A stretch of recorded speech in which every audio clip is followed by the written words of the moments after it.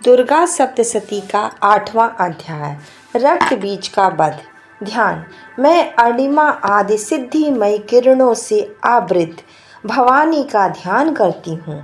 उसके शरीर का रंग लाल है, नेत्रों में करुणा लहरा रही है तथा हाथों में पाश, कुंश, वाण और धनुष शोभा पाते हैं। ऋषि कहते हैं, चंड और मुंड नामक दैत्यों के मारे जाने तथा बहुत सी सेना का संहार हो जाने पर दैत्यों के राजा प्रतापी शुंभ के मन में बड़ा क्रोध हुआ। उसने दैत्यों की संपूर्ण सेनाओं को युद्ध के लिए कूच करने की आज्ञा दी। बोला, आज दयाधुयुक्त नाम के 86 दैत्य सैन्यपति आदि अपनी सेनाओं के साथ युद्ध करने के लिए प्रस्थान करें। कंबू नाम वाले दैत्यों के 84 सेना नायक अपनी वाहिनियों से घिरे हुए यात्रा करें। 50 कोटिव्य कुल के और 100 धौम्र कुल के असुर सेनापति मेरी आज्ञा से सेना सहित कूच करें। कालंक, दौर्य, मौर्य और काल के असुर भी युद्ध के लिए तैयार हो मेरी आज्ञा से तुरंत प्रस्थान करें। भयानक शासन करने वाले असुर राज शुंभ इस प्रकार आज्ञा दे कि सहस्त्रों बड़ी बड़ी सेनाओं के साथ युद्ध के लिए प्रस्थान करे। उसकी अत्यंत भयंकर सेना आती देख चांडिका ने अपने धनुष की टंकार से पृथ्वी और आकाश के बीच का भाग बुझा दिया। राजन, तदंतर देवी के सिंह ने भी बड़े जोर जोर से दहाड़ना आरंभ किया। फिर अंबिका ने घंटे के शब्द से उस ध्वनि को और भी बढ़ा दिया। धनुष की टंकार, सिंह की दहाड़ और घंटे की ध्वनि से संपूर्ण दिशाएं गूंज उठी। उस भयंकर शब्द से काली ने अपने विकराल मुख को और भी बड़ा किया तथा इस प्रकार वे विजयिनी हुई। उस तुमुर नाद को सुनकर दैत्यों की सेनाओं ने चारों ओर से आकर चांडिका देवी, सिंह और काली देवी को क्रोधपूर्वक घेर लिया। राजन, इसी बीच में असुरों के विनाश तथा देवताओं के अभ्युद्धार के लिए ब्रह्मा, विष्णु, कार्तिकेय, विष्णु आदि इंद्र आदि देवताओं की शक्तियाँ जो अत्यंत पराक्रम और बल से संपन्न थीं, उसके शरीर से निकलकर उन्हीं के रूप में चांडिका देवी के पास गई। फिर देवता का जैसा रूप, वैसी वेशभूषा और वैसा ही वाहन था। ठीक वैसे ही साधनों से संपन्न हो उसकी शक्ति असुरों से युद्ध करने के लिए आई। सबसे पहले हंस युक्त विमान पर बैठी हुई अक्षसूत्र और काम मुंडलित सुशोभित ब्रह्मा जी की शक्ति उपस्थित हुई, जिसे ब्रह्माणी कहते हैं। महादेव जी की शक्ति वृषभ पर आरूढ़ हो हाथों में श्रेष्ठ त्रिशूल धारण किए, महानाग का कर्ण पहने, मस्तक में चंद्र रेखा सी विभूषियों को वहां आ पहुंची। कार्तिकेय जी की शक्ति रूपी जगदम्बिका उन्हीं का रूप धारण किए श्रेष्ठ मयूर पर अरुण हो हाथ में शक्ति लिए दैत्यों से युद्ध करने के लिए आई। इसी प्रकार भगवान विष्णु की शक्ति गरुड़ पर विराजमान हो शंख, चक्र, गदा, शंख, धनुष और खड्ग हाथ में लिए वहां पर आई।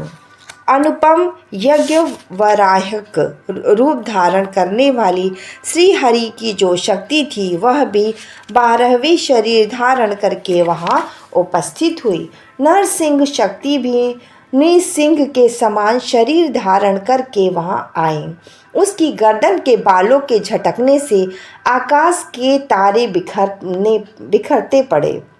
इसी प्रकार इंद्र की शक्ति वज्र हाथ में लिए गजराज ऐरावत पर बैठकर आई। उसके भी सहस्र नेत्र थे। इंद्र का जैसा रूप वैसा ही उसका भी था।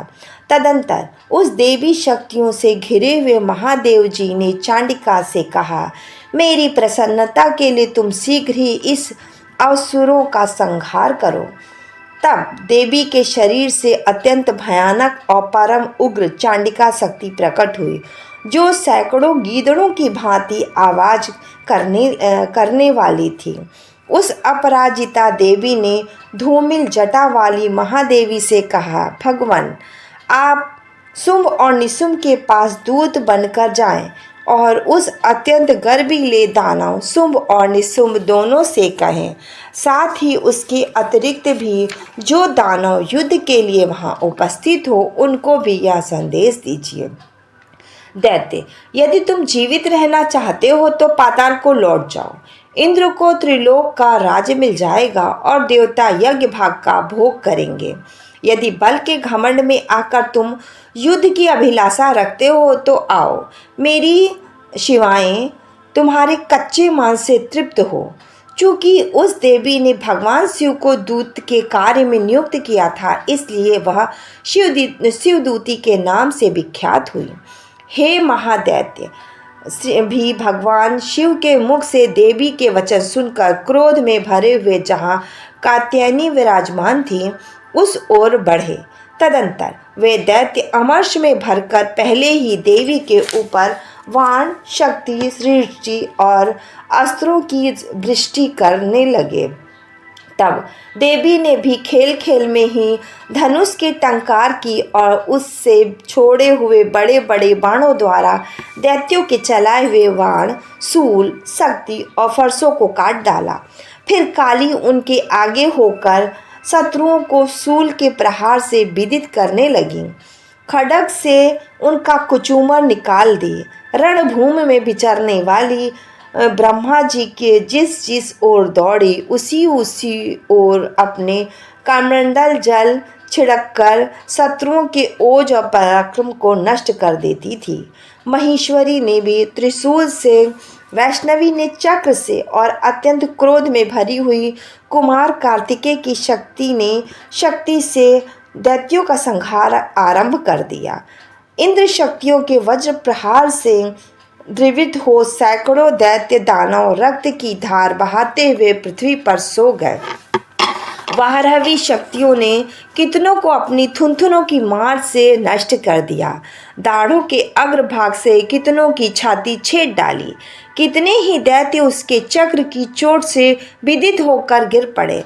नरसिंह भी दूसरे महादैत्यों की ओर नख से विदित करके खाती और सिंहनाद से दिशाओं और आकाश को गुजाती हुई युद्ध क्षेत्र में विचरने लगी। कितने ही असुर शिवदूती के प्रचंड अट्टहास से अत्यंत भयभीत हो पृथ्वी पर गिर पड़े और गिरने पर उन्हें शिवदूती ने उस समय अपना ग्रास बना लिया। इस प्रकार क्रोध में भरे हुए मातृगणों को नाना प्रकार के उपयोग से बड़े बड़े असुरों का मर्दन करते हुए दैत्य सैनिक भाग खड़े हुए। मातृगणों से पीड़ित दैत्यों को युद्ध से भागते देख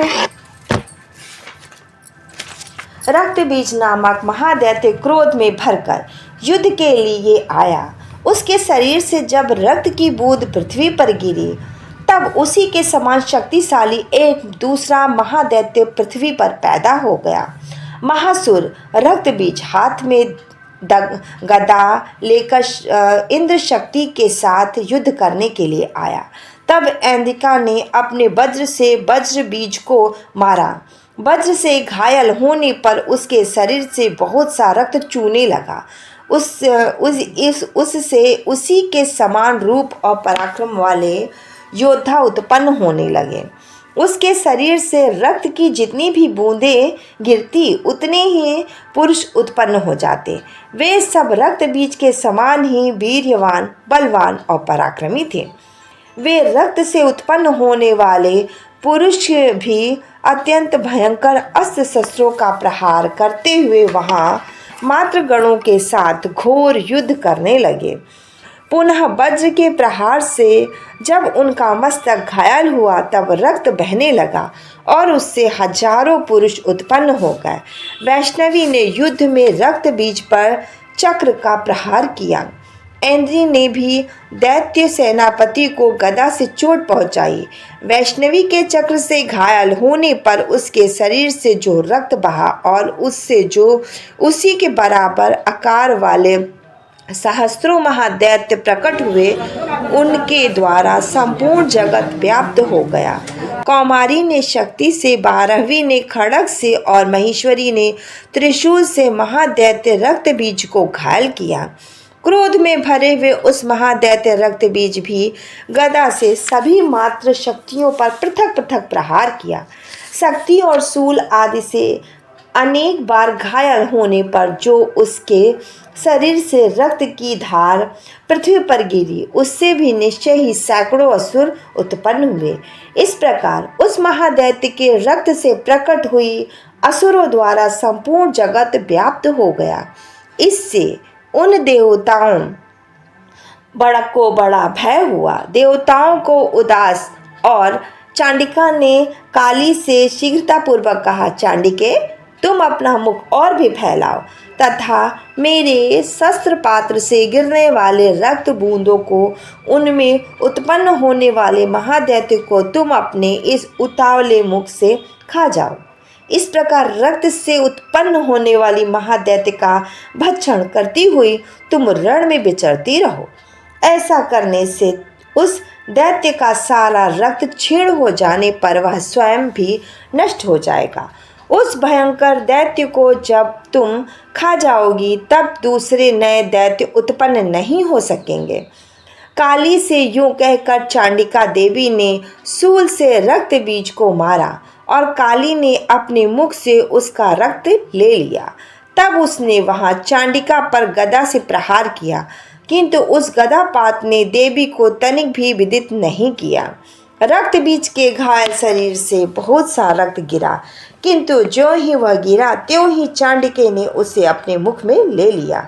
रक्त गिरने से काली के मुख में जो महादैत्य उत्पन्न हुआ, उन्हें ही वह चट कर गई। उससे रक्त बीज का रक्त भी पी लिया। तदंतर देवी ने रक्त बीज को, जिसका रक्त चांडिके ने पी लिया था, वज्र, वाण, खड्ग और ऋग आदि से मार डाला। राजन, इस प्रकार शस्त्रों के समुदाय से आहत एवं रक्तहीन तथा महादैत्य रक्त बीज पृथ्वी पर गिर पड़ा।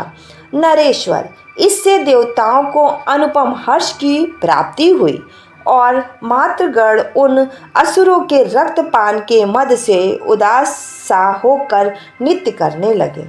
इस प्रकार मार्कंडेय पुराण सर्वरित मनवंतरित कथा के अंतर्गत देवी महात्म रक्त बीज नामक 8वां अध्याय पूरा हुआ। बोलो दुर्गा माता की जय।